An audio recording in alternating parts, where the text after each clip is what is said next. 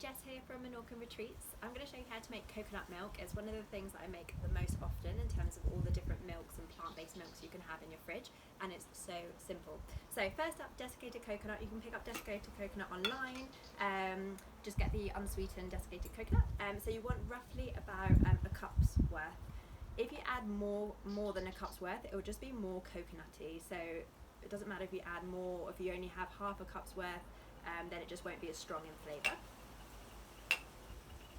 And you can use any cup, just keep the same one throughout the recipe. So you want to add that into a blender. Pop it straight in. Okay. Next up, you want a cup full of hot boiling water. So I've just boiled this one. So again, same cup. Put him straight in. Okay. Put the lid on. So the reason why I do hot water is because the heat will help all the oils and the flavour be released from the actual desiccated coconut itself. So let's put him on.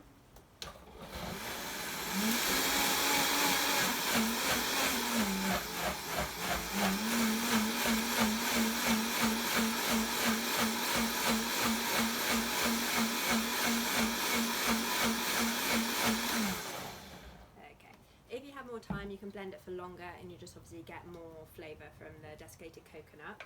You'll then want to add 2 cups of cold water. That is just so that when you pass it through the nut milk bag, which is the next stage, it's not going to scald your fingers. So put that in there, just reduce the temperature of the liquid. Okay. And this makes roughly about 1 litre of coconut milk. So put the lid on. Make sure it's sealed. I've had once wherever it's not been sealed and my whole kitchen looked like Christmas Day. So yeah, make sure the lid's on.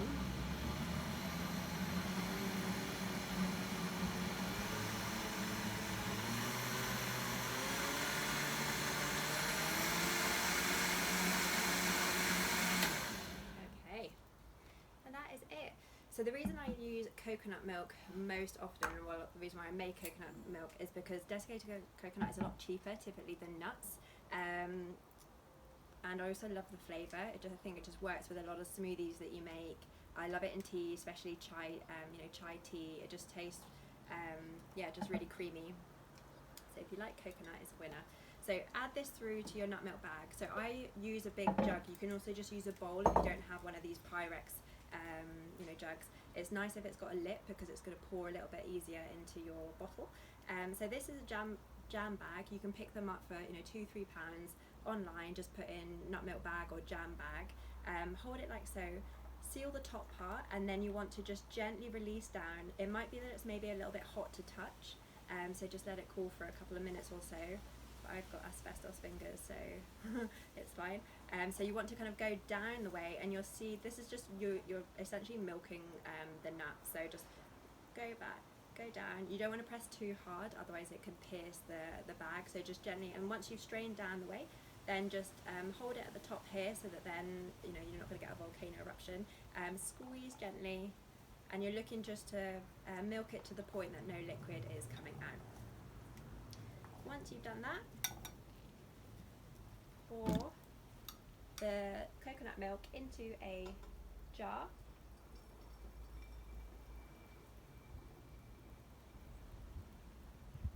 And there we have coconut milk.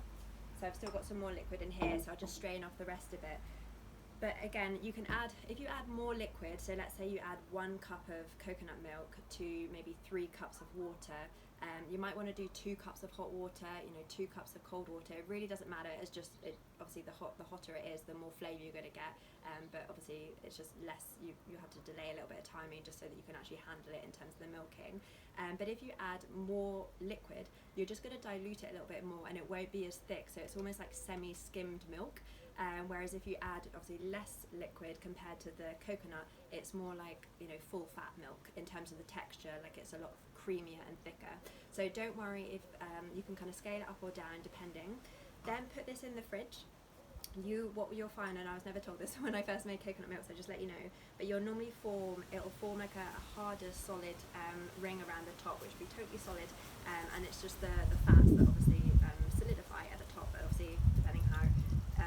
So you want to just maybe with a hard straw or a knife or so, just push it down. It's almost like an iceberg, layer that forms, and then you'll be able to get the milk out. If you're using the milk in teas, then just put a little. You might want to strain it, because sometimes it can, obviously with the little bits that form just from the fats, the natural fats from the coconut milk. But maybe you want to strain it just so you don't get that lumpiness. But I find in smoothies it's amazing because you can literally just going to transfer it. It doesn't matter if it's lumpy or whatever. If I'm making smoothies, then I often won't even strain it. I'll just literally blend coconut milk, so the desiccated coconut and water, and I'll just keep all the little flakes because I don't mind that texture and I like it. The straining is optional. If you're making smoothies, you don't necessarily need to strain it. So that is how you make coconut milk. Literally 2 ingredients, super simple, and it tastes really deliciously creamy. Enjoy.